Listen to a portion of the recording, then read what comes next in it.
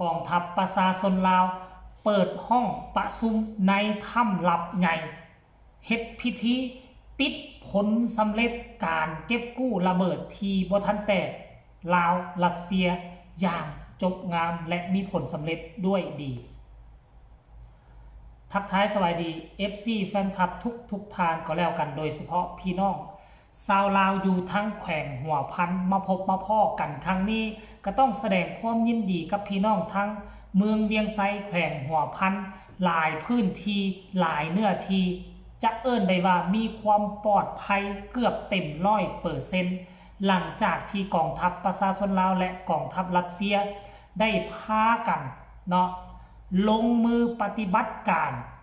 ซอกและค้นหาอาวุธป่างสงครามที่ยังบ่ทันระเบิดที่ยังบ่ทันแตกให้มันออกจากดินแดนแห่งเมืองเวียงไซ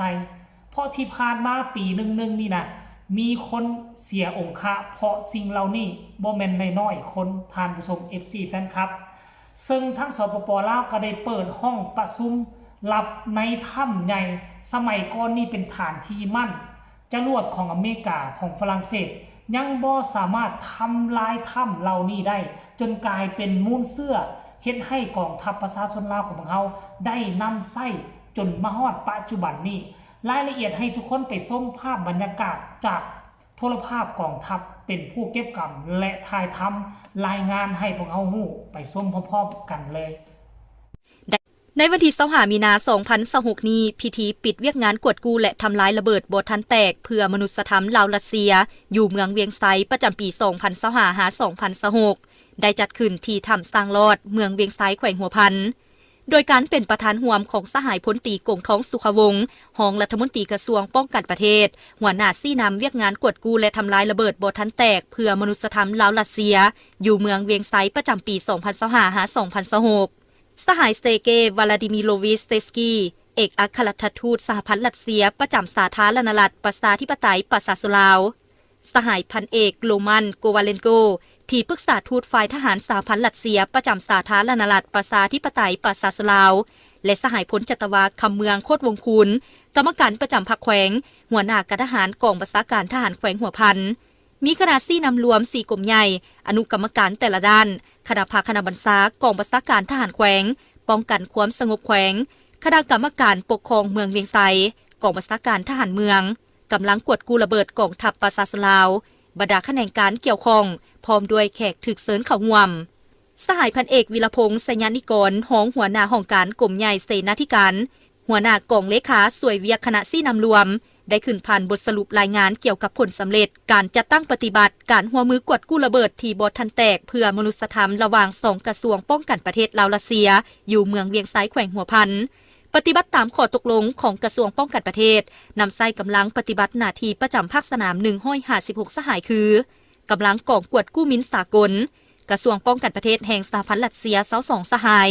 กำลังกองกวดกู้ระเบิดเพื่อมนุษยธรรมกองทัพ0523 17สหายกำลังของระบบสร้างแสงกำลังฝึกอบรม51สหายผู้รับผิดชอบ1สหายภาษาแปร2สหายกำลังเฮ็ดหน้าที่รับประกันด้านต่างๆ45สหายกรมพัวพัน1สหายแพทย์10สหายขนส่ง12สหายเสื้อไฟ3สหายเทคนิค6สหาย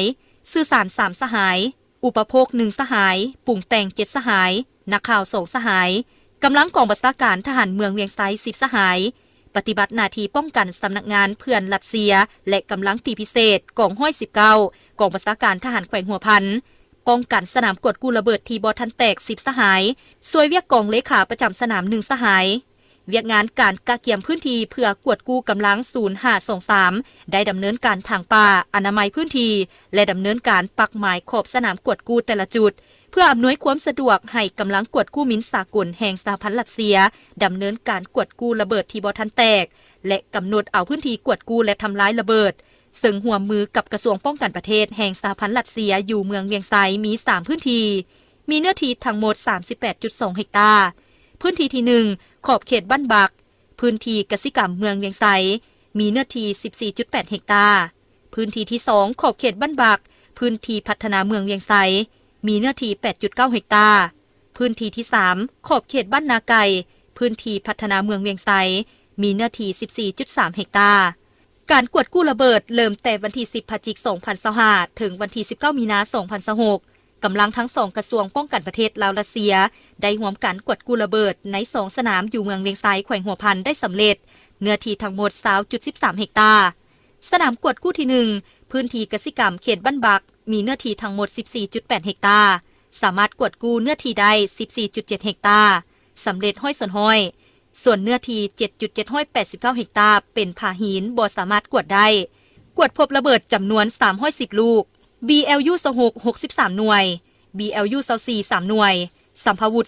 244ลูกกวดพบเศษสะเก็ด23,826สิ้นส่วนกวดพบเศษโลหะ 37,568 สิ้นส่วนสนามกวดกู้ที่ 2 พื้นที่จะมีการพัฒนาอยู่เขตบ้านบักมีเนื้อที่ 8.9 เฮกตาร์สามารถกวดกู้ได้ 6.5 เฮกตาร์เท่ากับ 67.9 ส่วนห้อยกวดพบระเบิดจำนวน151ลูก BLU 26 28หน่วย BLU 24 2หน่วย BLU 66 1หน่วยสัมภาวุธ120ลูกกวดพบเศษสะเก็ดจำนวน 7,115 สิ้นส่วนกวดพบเศษโลหะต่างๆจำนวน 69,955 สิ้นส่วนรวมการกวดพบลูกระเบิดทั้งหมดสนาม1และ2พบลูกระเบิดจำนวน461ลูกพบเศษสะเก็ดจำนวน 31,001 สิ้นส่วนพบเศษโลหะจำนวน 17,923 สิ้นส่วนในการทำลายระเบิดที่กวดพบและได้เคลื่อนย้ายระเบิดที่กวดพบไปทำลายอยู่สนามทำลายจำนวน60ครั้งจำนวน461หน่วยมีบ่มบี BLU 26จำนวน91หน่วยบ่มบี BLU 24จำนวน3หน่วยบ่มบี BLU 66จำนวน1หน่วยสัมภาวุธ365ลูกกำลังกวดกู้ฝ่ายลาวรัสเซียได้แลกเปลี่ยนประสบการณ์และบทเรียนน้ำกันก่อนทุกครั้งผ่านการจัดตั้งปฏิบัติการทำลายระเบิดมีความปลอดภัยห้อยส่วนห้อยส่วนสนาม3แมนกำลังกวดกู้0523กองทัพประชาชนลาวจะสืบต่อกวดกู้ให้สำเร็จพร้อมนั้นในพิธีได้มีการมอบคืนเนื้อที่ปลอดภัยให้องค์การปกครองเมืองนำไส้และพัฒนาตามแบบแผนทิศทางที่วางไว้กล่าวมอบโดยสหายพันโทอันเดรบาลายุกหัวหน้าหน่วยงานกวดกู้ระเบิดศูนย์กู้มินสากลวิทยาคารทหารสร้างแสงกำลังประกอบอาวุธแห่งสหพันธ์รัสเซียและกล่าวหับเนื้อที่ดังกล่าวโดยแมนสหายวงเพชรบุญมณีเลขาพรรคเมืองเวียงไซแขวงหัวพันเนื่องในโอกาสที่มีความหมายนี้กระทรวงป้องกันประเทศแห่งสาธารณรัฐประชาธิปไตยประชาชนลาวยังได้ประดับเรียนการมิตรภาพกระทรวงป้องกันประเทศแห่งสาธารณรัฐประชาธิปไตยประชาชนลาวให้กำลังกวดกู้กระทรวงป้องกันประเทศแห่งสหพันธ์รัสเซียจำนวน6สหายและยังได้มอบใบย่องยอให้กำลังกวดกู้รัสเซียจำนวน22สหายและฝ่ายรัสเซียได้มอบการมิตรภาพเรียนการสร้างแสงเรียนการกวดกู้ระเบิดของกระทรวงป้องกันประเทศสหพันธ์รัสเซียให้คณะซี่นำและกำลังไอ้น้องทั้งหมดจาก0523ที่ปฏิบัติเวียกงานกวดกู้อยู่ภาคสนามตัวจริงจำนวน17สหาย